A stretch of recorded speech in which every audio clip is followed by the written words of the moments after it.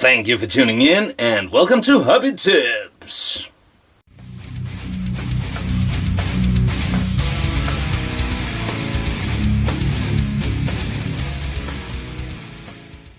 This is the first episode of a series where we're going to turn a Nerf Merrick into a Necromunda Stubgun or a Gorgamorga 6-shooter. This will run over a couple of episodes, and we're going to do a lot of stuff to this gun. But before we get started, I just want to tell you, once I finish this gun, I will send it to one of my Patreons, and every pledged monthly dollar will count for a ticket in the raffle. But anyway, we're going to give this not only a paint job, we're also going to optimize it. We're going to make it shoot longer, but not so hard that you might hurt someone. It'll still be usable for LARP or playing around in your house. We're going to do what is known as the Russian roulette map, because right now it only comes out like this floating, which is silly. So we're gonna make sure it can come out all the way and hang on the side of the gun. And most importantly, we're going to make it look good. This is by far the most forgiving Nerf gun I have ever modded. I've modded quite a few of these, and the great thing is it's really hard to get it wrong if you just concentrate a little bit. And it is a lovely toy. I mean, how many toy guns have a grip like this? I mean, I don't have small hands, none the least.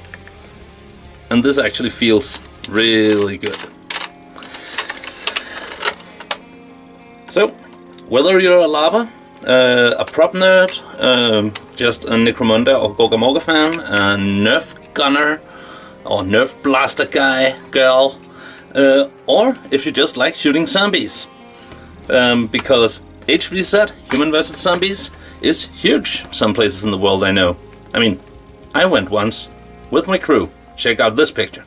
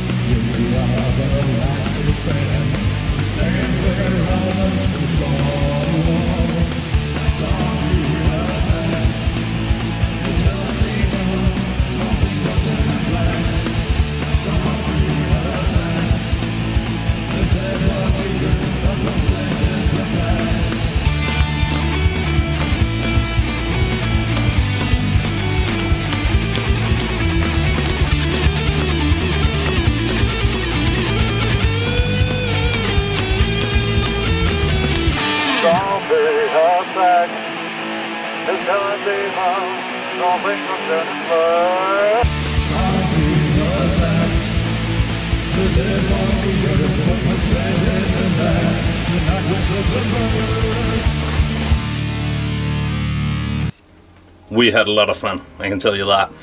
So anyway, let's get cracking. The first thing we want to do is we want to take it apart. And one of the reasons why this is a very forgiving gun is that all these screws are the same size. The ones up here are a little shorter, just remember that, and you'll be good, and you can hardly fail getting it back together in the right way.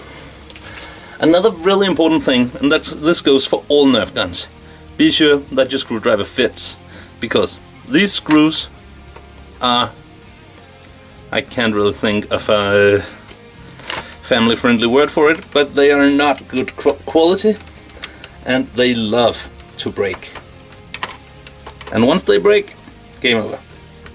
So wriggle it a bit to get them loose, because whoever put them in there did not intend it for us to get them out again. And once it's loose, it's really easy. I will recommend that you never ever use a power tool for this. See?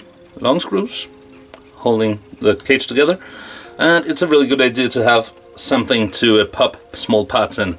I use old spray can lids, and I have them in different sizes so that stuff don't get lost. Short screws. So let's get all these little piggies out.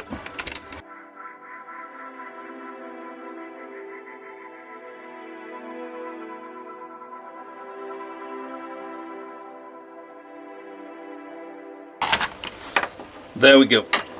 Now it's time to take it apart, and be wary that some of the parts in here might jump at you when you open it up. Just try to keep track on where they land and gather them together, okay?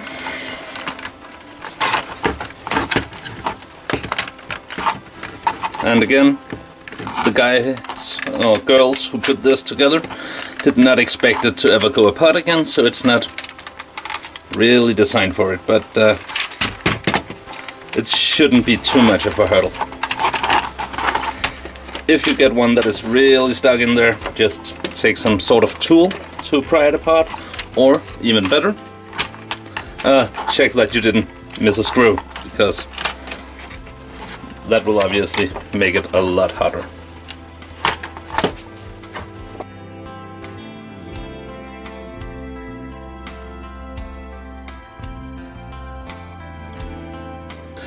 If you only wanted to mud it and not painting it, this next step would be much simpler, because all these little things you could leave in, but as we're going to paint it, we're going to need to take it all out.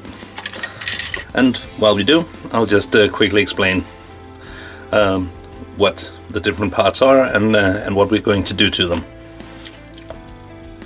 First of all, this is what is technically known as a doodad, and what it does is that when you fire, the spring is loosened and it presses and pushes air, which then sends through here and pushes the darts out there. That entire mechanism is what we're going to work with, because there is a lot to be done to improve the air's journey from here to pushing the dart to going that way. So put that aside. I'll have a separate box for stuff we're not going to paint. The spring, the trigger mechanism. Be very careful you don't lose any of the small springs and stuff.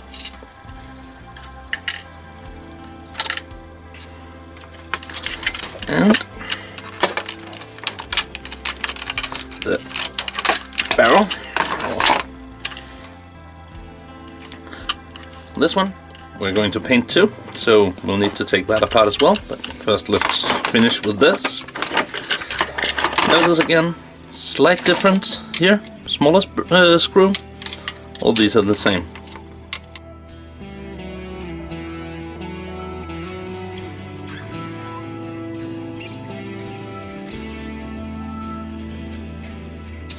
We now have two shells of a gun that we need to paint. We have a trigger, a barrel,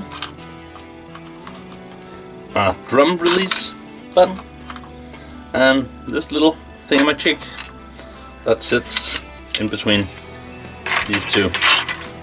So far so good.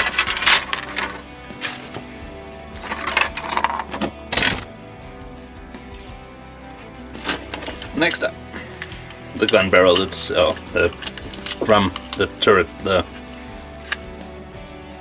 the cozy foam dart home. This one has a lot less finesse to it, because you need to get this off, and it is not screwed in there. It is simply held by natural pressure. There are several obvious choices when it comes to tools for this. Just go with whatever you have and feel comfortable with, and if you feel the plastic is starting to break apart on you, stop. Not worth it. Try some other tools, have a go at it. As I said, there's not really any finesse to this, it just needs to get out there.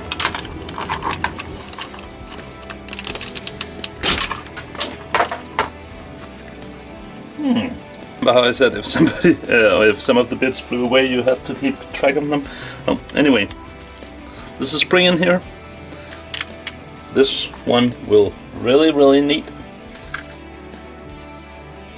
This one will need to be painted. It's very visible. And I'll just find that little orange cap that flew away. Found it. And if you've been following my channel and seen my workshop, you know that that was no small feat. Anyway, we need to take this baby apart too.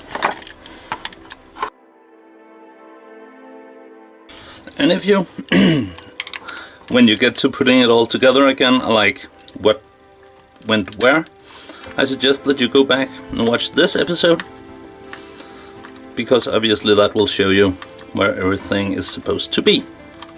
Clever, right? I know I will.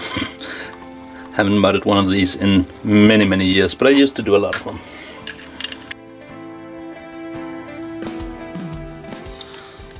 These here,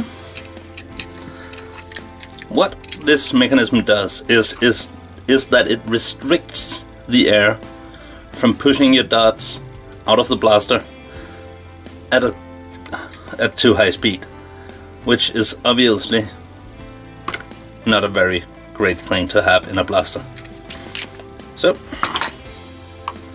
these babies and their springs are going in the scenery building bits box, because we don't want them in our gun.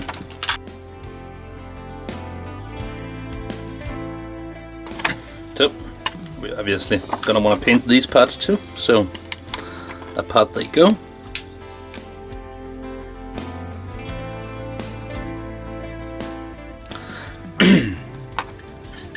And fun fact, you can actually leave this part out and get a bullet drum that looks like this if you want to, but it might actually damage the airflow, because this one does serve the purpose of holding the screws that binds everything together, but it is kinda optional if you're just going for the cool look. Oh, these, while we're here, air restriction once again, we don't want it.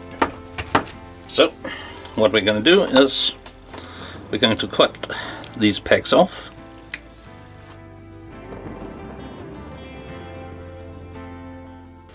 And then to take it a bit further, I'm going to drill out the middle part. You can also just take a regular pair of precision clippers and go around like this, removing, but I find it's easier to just take a drill, hammer it through. And once they look like this, I'll throw them in the ultrasonic cleaner just to get rid of powder and residue, but you can just wash them in some water and dishwashing liquid. That will do exactly the same. So, still need to take this one apart.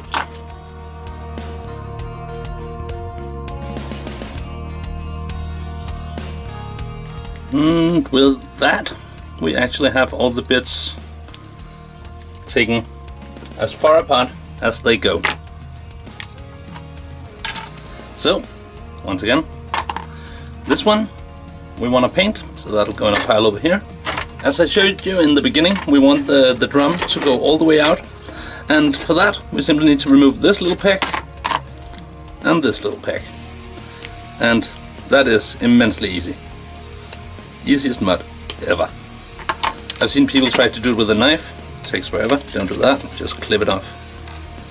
And then we'll file it down so that it's totally smooth.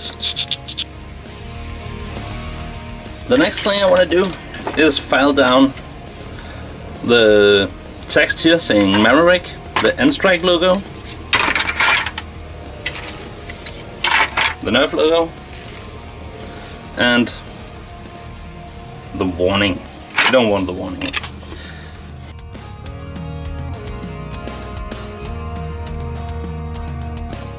Like that. And I'll continue doing that as said on the two places here where it says Maverick, the small shield, and the Nerf logo. And I'll be back. So there we go. No more icons, no more text, and I also found a little Made in China sign here that I filed down. So, nice and neutral. The next part of the process includes all the items that we want to paint.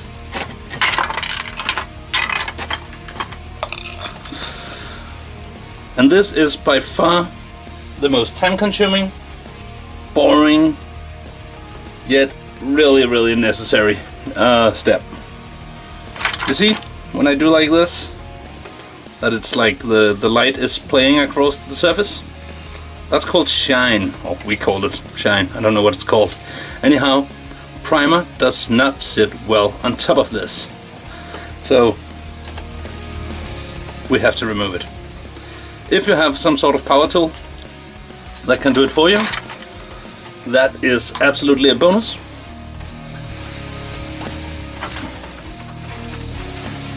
If not, I suggest you pick out your favorite audiobook or your favorite TV show and sit down and get in for a long one with a piece of sandpaper. I use some pretty fine grit, and yeah, all there is to it is pick a spot and get it cracking.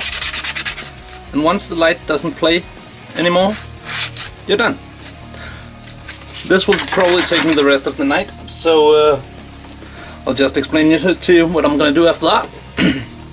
I'm going to take all these pieces and I'm going to dump them in a tub of water and quite a bit of dishwashing liquid and leave them overnight. And then in the morning I'll wash them in hot water and scrub them like a crazy person with a dishwashing brush, and then I'll let them dry somewhere clean. And that's the state they'll be in when we come back for episode 2. So, thank you for watching. I hope you found it useful. That was 2 mods and the preparations down. So in the next episode we'll get into the painting. I hope you will check back in. Remember to subscribe so you don't miss it, and just because it makes me happy. Give me a thumbs up if you like what I'm doing. That also makes me happy. And if you have friends out there who likes to shoot zombies, or just like Nerf guns, or just like to mod stuff, share this video series with them. I love to get new viewers, I love to get feedback, and other than that, take care and bye-bye.